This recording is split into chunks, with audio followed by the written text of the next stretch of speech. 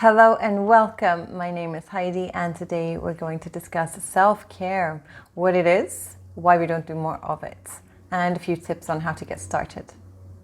So what is self-care? I like to put self-care into three categories. So you got the mental, you got the physical, and you got the spiritual. So the mental would be like your interactions with other people, learning, just mental activities, like it could be puzzles, it could be math, it could be just conversations with other people, anything that keeps your mind sort of curious, wanting to know things, and just keeps it, in your thought patterns, what kind of thoughts you have swirling around your head, and how to care for that, how to realize that you decide what thoughts you're going to allow into your life and which ones you're going to start ignoring, because trust me, you have that power.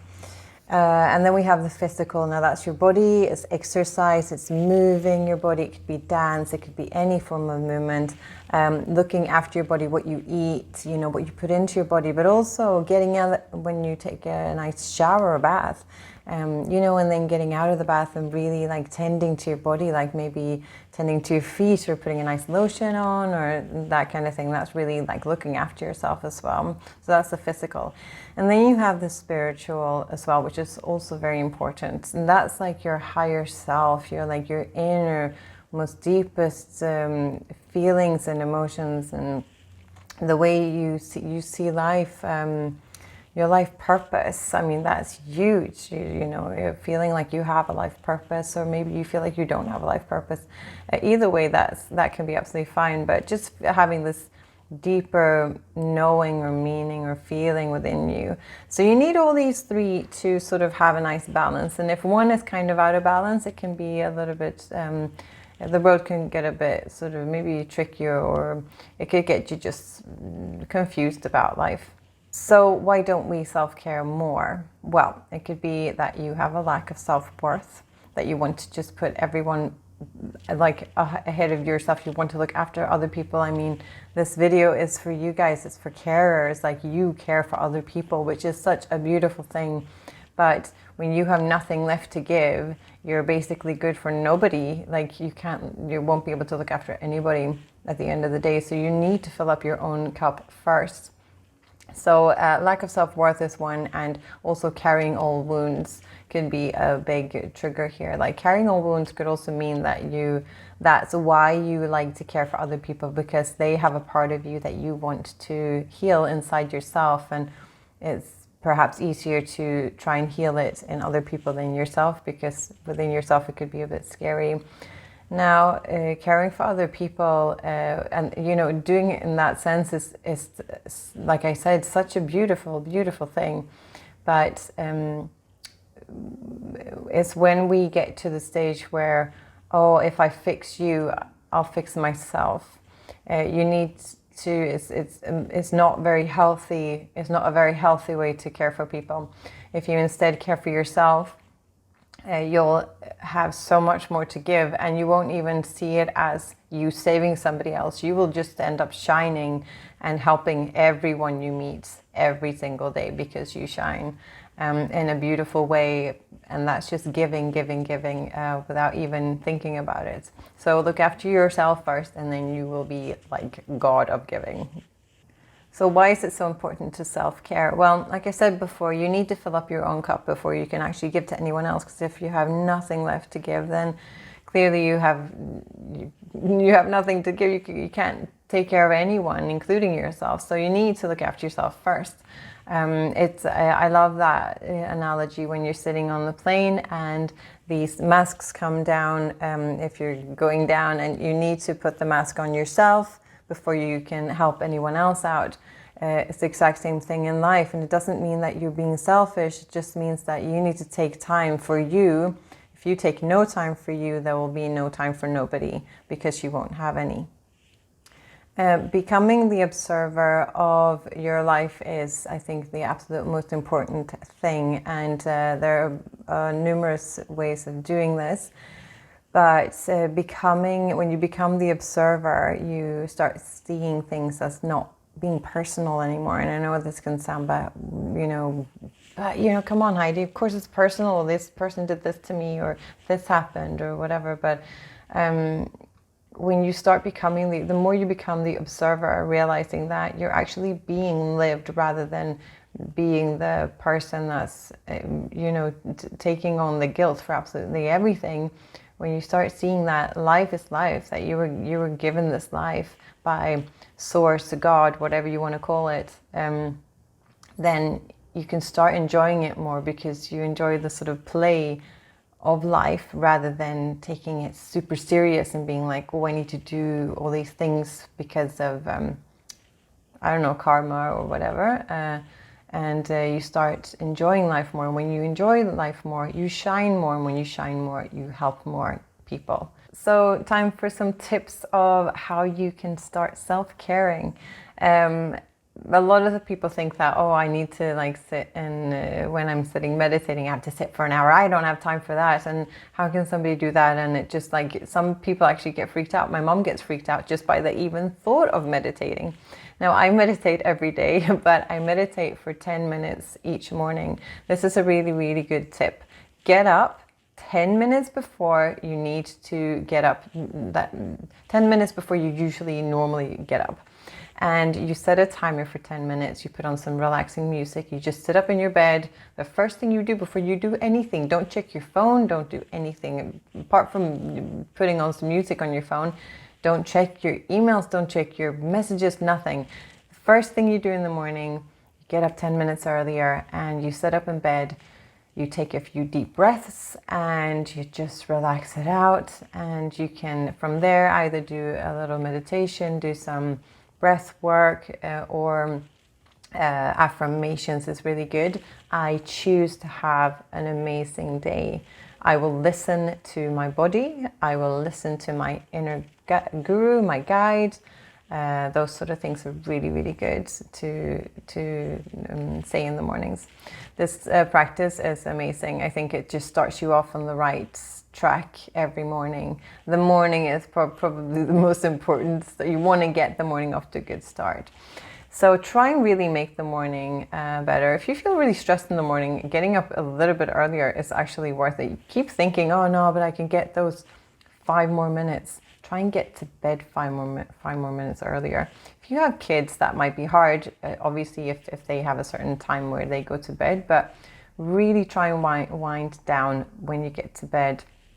Doing maybe breath work just before you go to bed as well is really, really good way to wind down.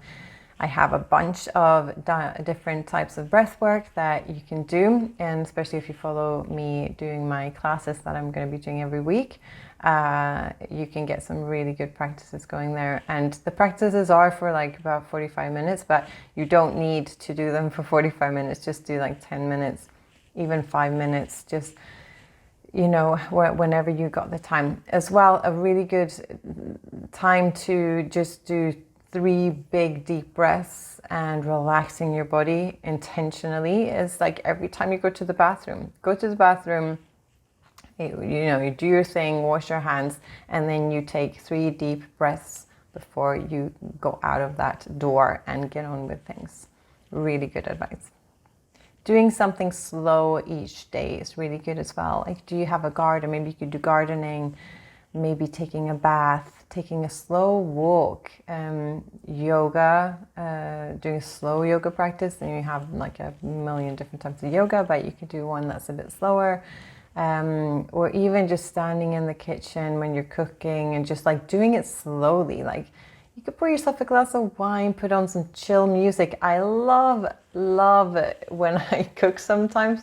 I'll pour myself a nice glass of wine. I'll put on some Michael Bublé or whatever, and I will make it so luxurious and nice and just really chilling out. And if you really don't want to be bothered during this time as well, when you slow down, just put your phone on silent.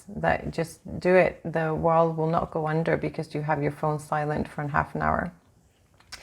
Try and do something fun each day that makes you laugh, like watching a funny video or maybe talking to a friend about something funny, remembering something funny. Laughing is super, super healthy for the whole body. So try and do something that makes you laugh every day. Grounding yourself is really, really good if it's during the part of the summer where you can actually be outside with bare feet. That is the top notch. Like, go out bare feet, put your feet on the ground and just enjoy it. Because the thing is that the ground has all these negative electrons that we actually don't feel when we have our shoes on. It just kind of stops it. So we need to get like the electrons into our body to level out our, is it free radicals or something? There's an actual film on this called Grounding, but it's really super great because it's like going out, it helps with your inflammation, calms your whole body down, and it's like antioxidants for your whole body. So go out, just really feel nature, like put your feet on the ground.